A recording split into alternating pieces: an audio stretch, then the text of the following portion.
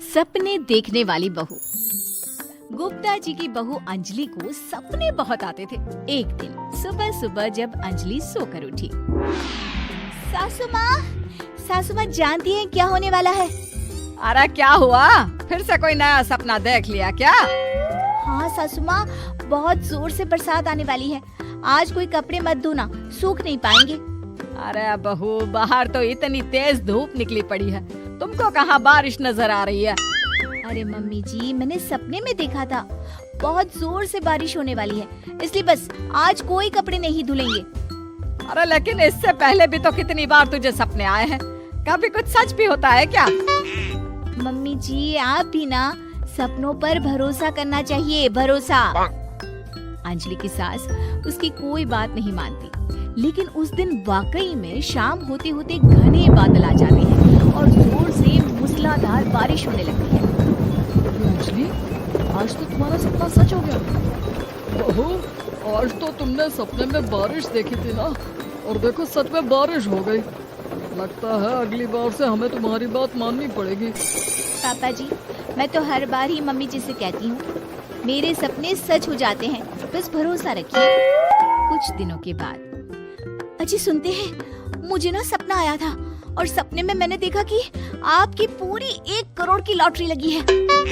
अरे कभी कभी सपना सच होना सही बात है, लेकिन हमेशा ऐसा नहीं होता अंजलि। और वैसे भी लॉटरी लगने ही वाली है तो अच्छी बात है ना। मैं तो कहती हूँ, हम वो बड़ा सा घर खरीदने वाले थे ना, आज ही चलकर उसको फाइनल कराते हैं। अरे वाह वाह, हाथ में पैसा नहीं और बड़ा घर खरीदना है। अरे मम्मी जी, बताया ना आपको, मुझे सपना आया था कि हमें 1 करोड़ की लॉटरी लगने वाली है।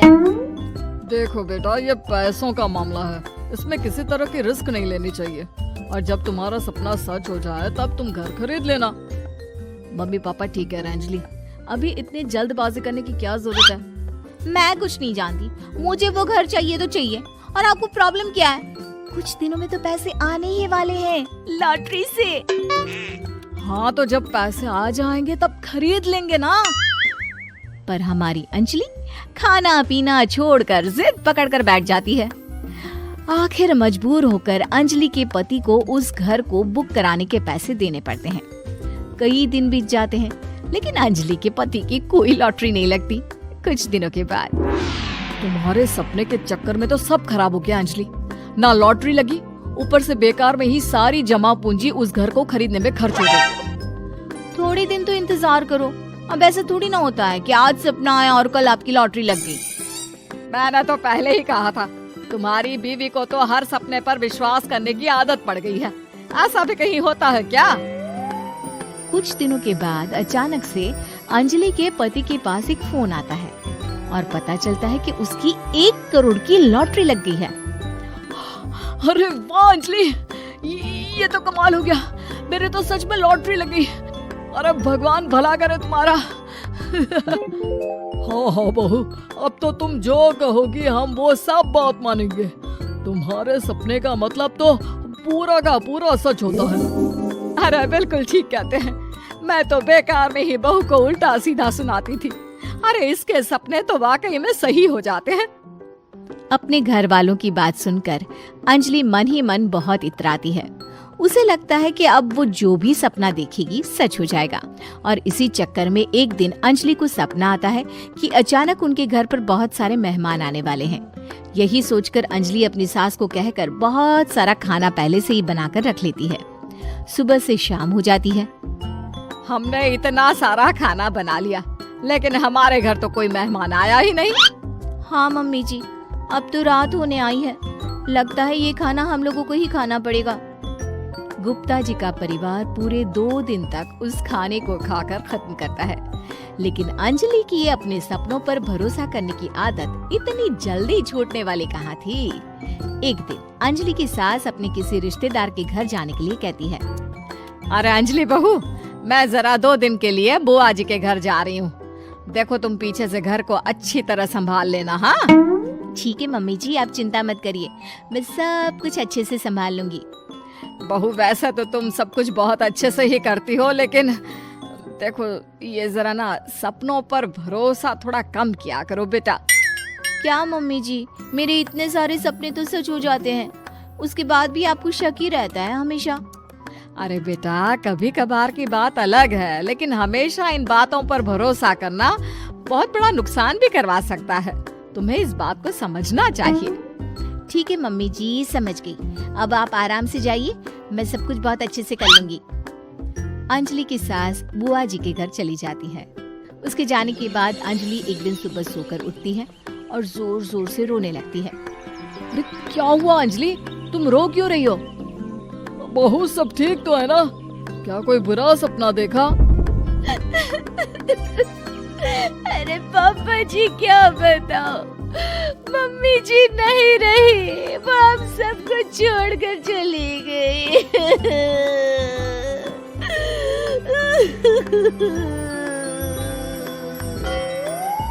छोड़कर चली गई?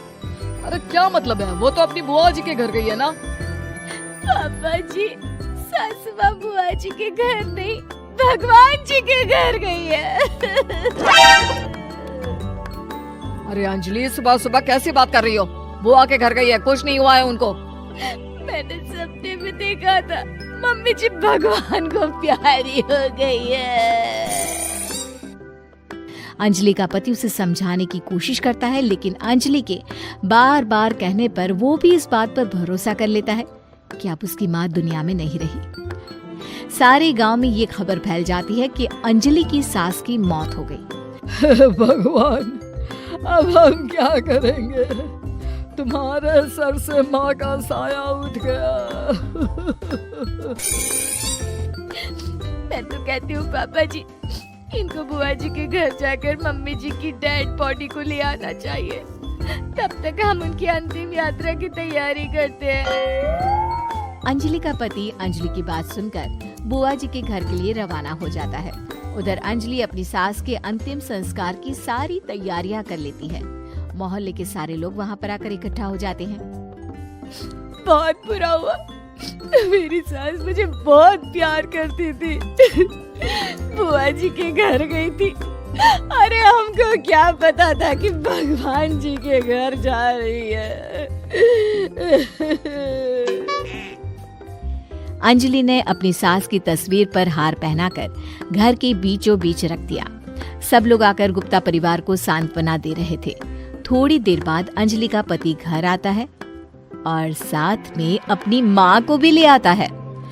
अरे बहू, मेरी तस्वीर पर हार क्यों चढ़ा रखा है? सब लोग अंजलि की सास को देखकर डर जाते हैं। अरे आप लोगों को डरने की कोई जरूरत नहीं है, मेरी माँ जिंदा है।